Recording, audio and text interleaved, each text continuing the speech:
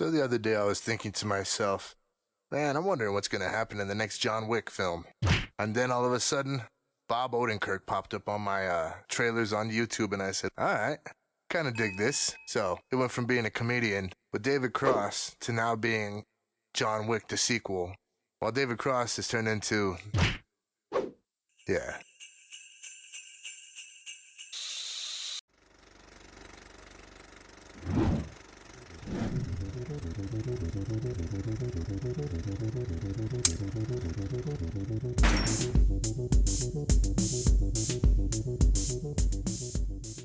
I've rather grown tired of the MCU trying to connect everything and making it a huge overblown jerk fest for comic lovers. I enjoyed the first, 21 films, was it? And DCU managed to shit all over its pants, like a lactose-intolerant toddler, trying to mimic what Stan Lee's Doodles did. But I'm ready for this universe to start, connecting vibrant characters in deep story worlds to adventure, with Headshot King John Wick, and assassins from other deeply detailed films such as Hotel Artemis, as well as shoot-'em-up psychopaths like in Smokin' Aces. The ability to create an extensive universe for these seedy, money-motivated anti-heroes to run around in would be a fresh universe to dive into. Just a thought, but I think it's high time Hollywood get on it. Now don't get me wrong, I'm sure this film's going to be a kick-ass, adrenaline rush, shoot-'em-up kill fest, which I like. But first, the fact that Bob Odenkirks is playing an ex-assassin?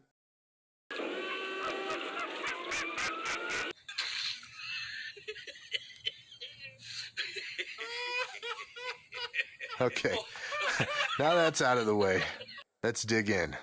Nobody, starring Bob Better Call Saul Odenkirks, looks to follow an ex-underworld assassin who left that all behind because he wanted a normal life and to start a family, only to be pulled back into the seedy underbelly of the crime world because of possibly a kitty cat bracelet? Give me the goddamn kitty cat bracelet! Change the bracelet for a dog and you find yourself in John Wick 4, man.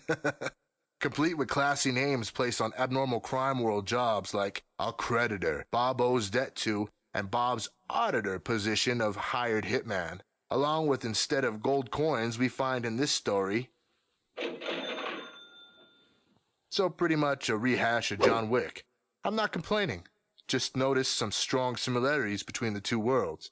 And like I stated on my Instagram before, I think creating a connected crime world universe through films like John Wick, Hotel Artemis, Smokin' Aces, and now Nobody will be not only entertaining on a huge scale as the likes of the MCU, but more grounded and grimy in a darkly satisfying way.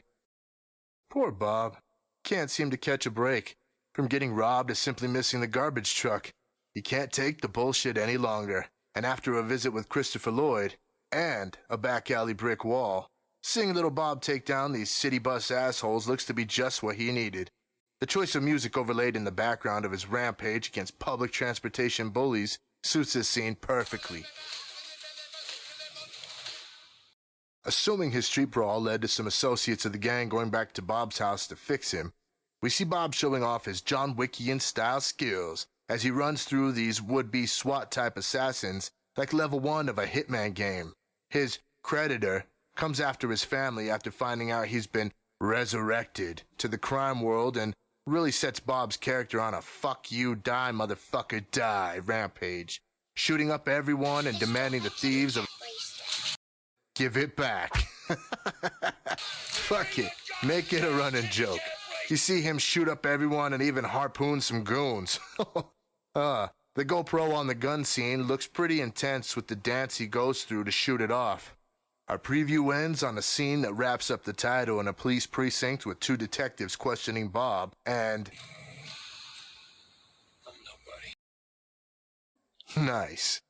I must say this looks entertaining, even if it's headed by Better Call Saul. Apparently Bob trained for 2 years to perform his own fight scenes in lieu of a stuntman coming in and faking it for him, which I gotta say is pretty damn badass of a comedic actor who states himself that he, prior to training for this film, barely exercised in his life. Hats off to you, Bob, for being dedicated for a role nobody was expecting you to take on. Until next time, I'll see you in the credits, my friends.